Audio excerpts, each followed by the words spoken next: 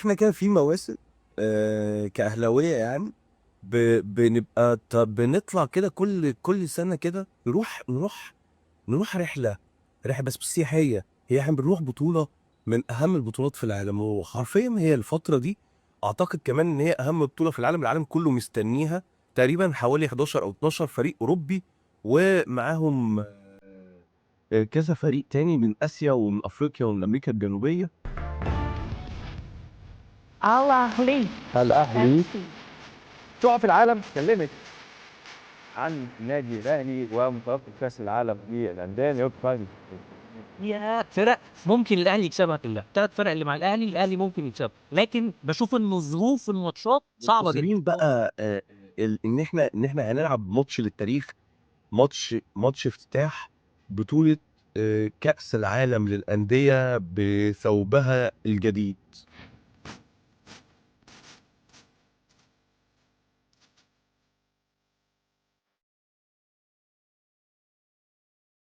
الأول ماتش مع انتر ميامي المستضيف أو الهوست بتاع آه، أمريكا الجنوبية. الحقيقة إن أنا خايف من الماتش ده بالذات، خايف من شوية حاجات. بعدين الاهلي يلعب مع بورتو، وبورتو هو فريق اوروبي مفنش تالت في الدوري، ويعتبر موسم سيء، مش الاسوأ، ولكن هو موسم سيء بالنسبه لبورتو البرتغالي اللي هو مفنش تالت السنه دي.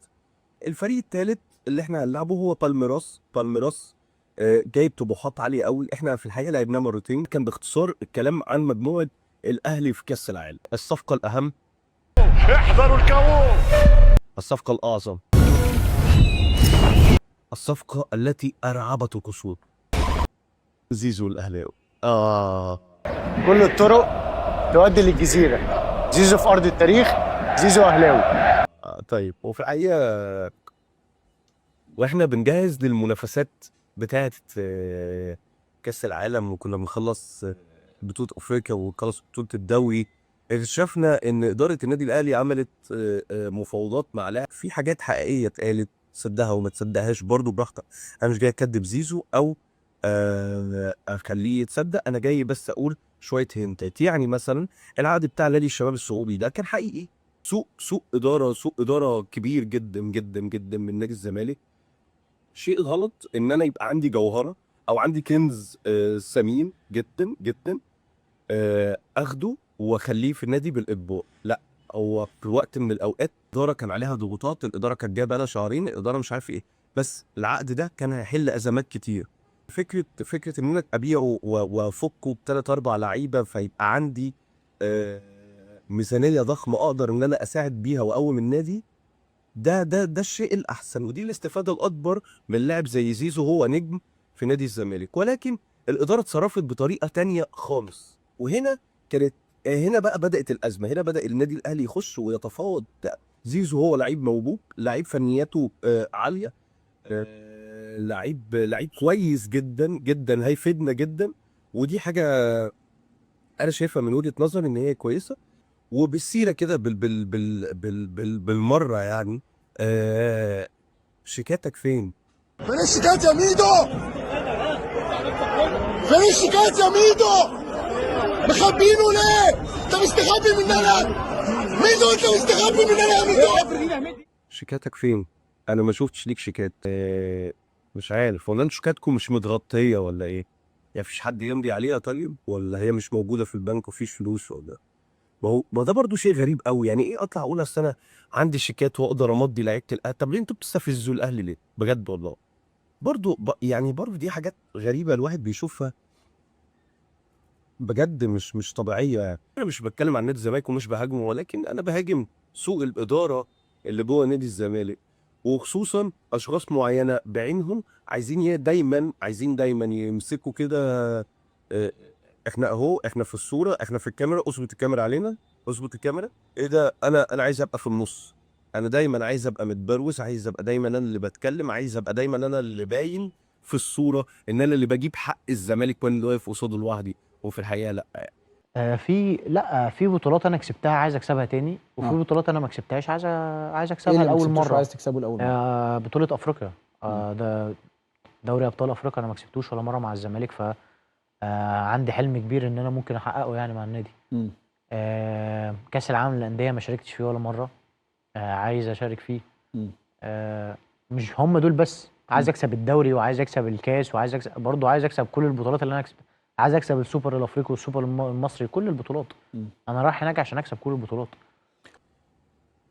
قبل المونديال ما يبدا امبارح الساعه 1 بالليل، كان الساعه 12 بالليل كان في ماتش ودي ما بين باتشوكا وما بين النادي الاهلي.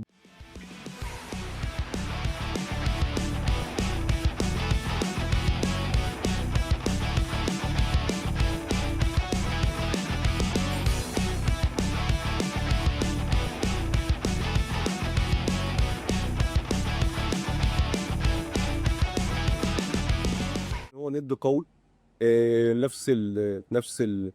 نفس امكانيات انت هتقابلها بنفس الطريقه بنفس الاسلوب، هتقابل الفرق اللاتينيه يعني.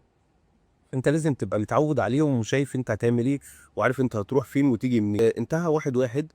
شفنا وجود تريزيجيه، شفنا حمدي فتحي، وشفنا احمد رمضان بيكهام طبعا اللي انا اتفاجئت بيه. اتمنى ان هي تكون عوده حميده.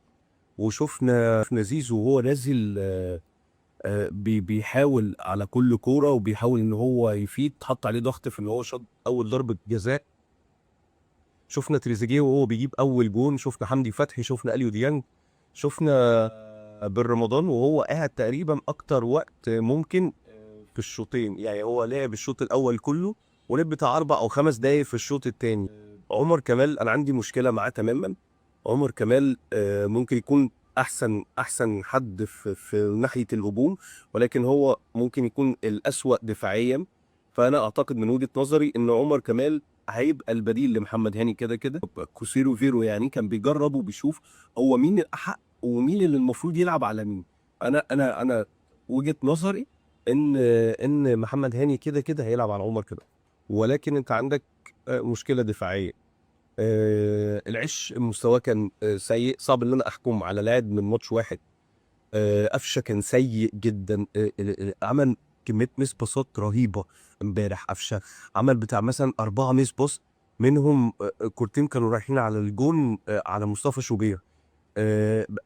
ده شيء غريب قوي. انا فعلا متضايق جدا جدا. مستوى قفشه ما اعرفش ظهر بيه برضو. هو كمدير فني مش هيحكم عليه من ماتش واحد. احنا كاهلاويه بنحب قفشه بس في مشكله هنا. تريزيجيه كان بيعمل كل حاجه الصراحه. تريزيجيه ده هو المثال السهل البسيط لكيفيه التأقلم السريع على اي فرقه او تحت اي ظروف. انا شايف ان تريزيجيه ده اهم صفقه في تاريخ الاهلي حاليا. قوي بدنيا وذكي سريع وهدف الصراحه. هل الاهلي هيروح بعيد في كاس العالم؟ ان شاء الله نوصل بعيد. اتمنى ان احنا نعمل ماتش كويس، واحنا قادرين ان احنا نعمل ماتش كويس على انتر ميامي. الاهلي اقوى بكتير. اتمنى ده من الله سبحانه وتعالى، واتمنى ان احنا نكسب. في النهايه احب اقول لك اعمل شير ولايك وسبسكرايب. استنى الحلقات الجايه لان حلقات كاس العالم مش هتنتهي. السلام عليكم.